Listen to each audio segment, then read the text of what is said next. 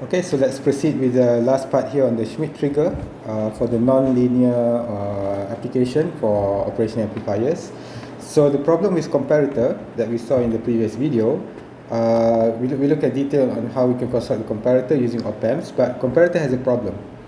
What's the problem with the comparator is that the comparator has problem with noise on the input. So for example, if the input is noisy, then it will cause false triggering. So it says false triggering.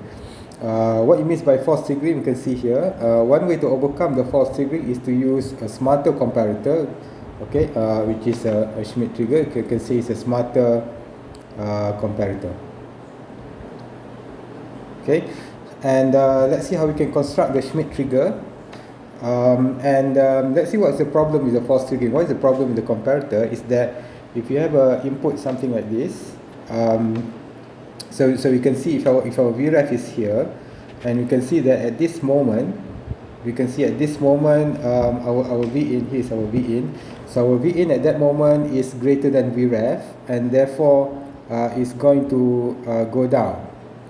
Okay, the V out. So here is V out. So V out is going to go down, assuming this is the inverting comparator. Okay, so here is the inverting comparator where we have the VREF here, and we have a VI and V out here. Okay, so in the inverting comparator, we can say that when VREF is positive, then the voltage is going to go down. But because of the noise, at almost the same time or just a short while, that our VREF is going to go negative below our V in is going to go below VREF. Okay, at this moment it's going to go below. So what happened when our V in goes below VREF? What happened is it's going to go up. So it's going to go up. Okay, and we see that it's going to go up and down. Okay, so we can see that the V in is now oscillating. Sometimes it's on the more than VREF, and sometimes it's going to go down at a short space of time. Similarly here, we can see that VREF is V in is less than VREF, more than VREF, less, more, and so on. So it's going to cause what is called the false triggering, because the input signal is not smooth and there is some noise. So we want to avoid false triggering. Avoid false triggering using the Schmitt trigger. Okay, so that's the idea. So let's see the construction of the Schmitt trigger. So in the Schmitt trigger construction, we know that the main characteristics of the Schmitt trigger is that you have a positive feedback. Okay, a positive feedback on R2. Okay, so Schmitt trigger, positive feedback, okay, on R2. Okay, positive feedback with R2. That's the main characteristics of the Schmitt trigger. So if you identify positive feedback with R2, then you know straight away it's a Schmitt trigger. So in the Schmitt trigger, what you need to do is you need to analyze what is the voltage value on V plus. Okay, so we have a V plus here. So V plus is going to depend both on V out and the main VREF down here, the two supplies. So we give two supply. We give one supply VREF, but we also have some values for V out. And therefore our V plus is going to be the first part here, VREF R2 R1 over R2. So V plus is going to look at the cross here, so VREF with this, and then V out is R1. Okay, so here is the equation, the voltage, the total voltage on V plus with V out and VREF. So it's just going to be VREF R2 over R1 plus R2, V out R1 over R2 plus R1. So that is our V plus, and we can see that our V plus is now really dependent on our V out. So remember that V out is going to be is going to take two possible values, which is plus VO sat or plus VCC and minus VO sat. So our V plus will change depending on our V out, which is these two values. Okay, so when V out is equals to VO sat, we have a certain V plus, and then when V out is equals to negative VO sat, we have a certain value. So here we can see that when Vi is less than V plus, okay, we know that if Vi is less than V plus, V out equals to V sat, we see in the comparator, and therefore your V plus is going to take the plus V sat here. Okay, so just a substitute there, and this voltage here is called the VUTP, or the upper trigger voltage. Now, as we increase Vi, the output VO sat stays at this value until we reach VUTP, and beyond this point, if we keep increasing Vi is larger than VUTP, and V out will change to VO sat. So you can see here on the voltage transfer characteristics that if we supply the input value, okay, we supply the input value, and as the input goes higher, the V out will go down from VO sat to negative VO sat, and the moment that the V out will equals to negative VO sat, then your V plus will change. Okay, so how does the V plus will change? So at the moment that Vi is greater than VUTP, V out is negative VO sat at the V plus terminal, and therefore we have a new equation on V plus, which is now going to take negative VO sat, and this is called the V lower trigger voltage, or the VLTP. Okay, so again, just to recap, that we have a positive feedback, Vref, on the Schmitt trigger, and V plus. So the V plus here takes either VUTP or VLTP, and depending on the value of V out on the output of the configuration. So again, what happened here is that now we don't have the main idea here for Schmitt trigger is your V plus is not constant. So in the comparator, we see that we set the voltage on the plus here as a constant value, and now V plus is not constant. It takes VUTP or VLTP depending on your value of V out. So for example here, your VLTP is negative VO sat, VUTP is positive VO sat.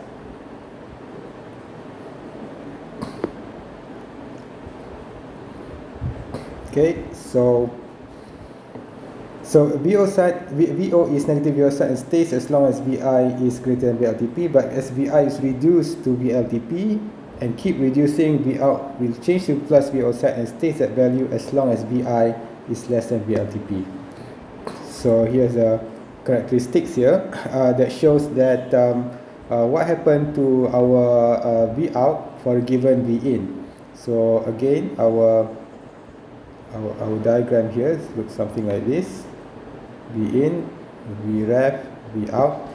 So as we increase V in, okay, as we increase V in, and if it's initially on positive, as we increase up to VUTP, V out will switch to negative VO sat, and then it's going to go back this way and check for VLTP, and will change based on VLTP. So we'll see more examples later on.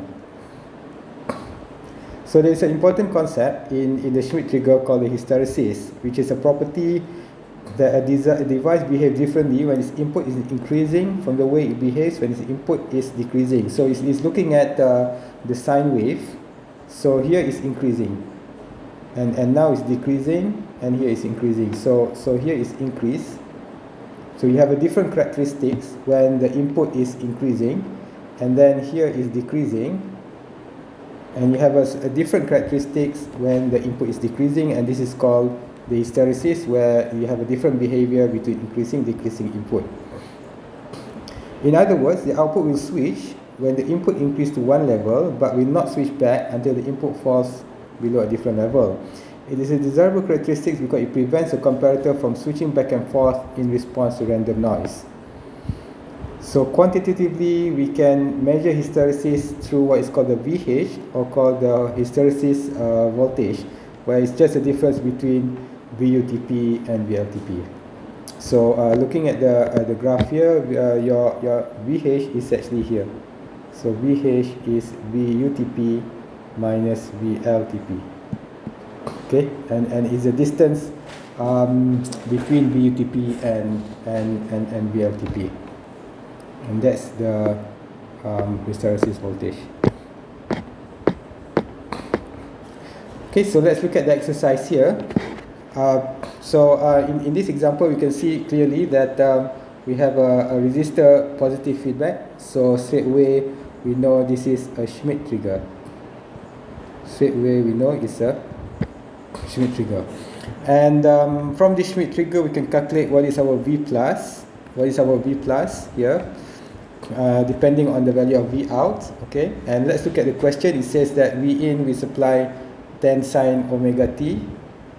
Okay, so we supply sine wave 10 sine omega t on the input, and the question asks for VUTP and VLTP, and also sketch the output waveform and the transfer characteristics. So what is the output here? What is going to happen to the output V out for this particular op-amp configuration? So first of all, let's calculate the VUTP VLTP. So VUTP is occurs when VUTP occurs when V out is equals to 10 volt. Okay, and then VLTP occurs when V out is minus 10 volt. So that's why here we have a plus 10 and here is minus 10. Okay, and we've seen this equation in the previous slide on how to calculate V plus. So if you put in all the values, we get VUTP 8.67 and VLTP minus 4.67. And the transfer characteristics will just look simply like this. We have V out and V in. So and here we have VUTP on the right side, so 8.67, and then we have negative 4. So that here is your negative 4. Okay, so here it goes like this.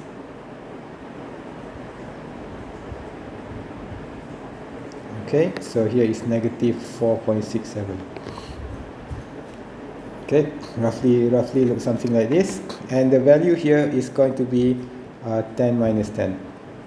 Okay, so here is your VTC, or the voltage transfer characteristics.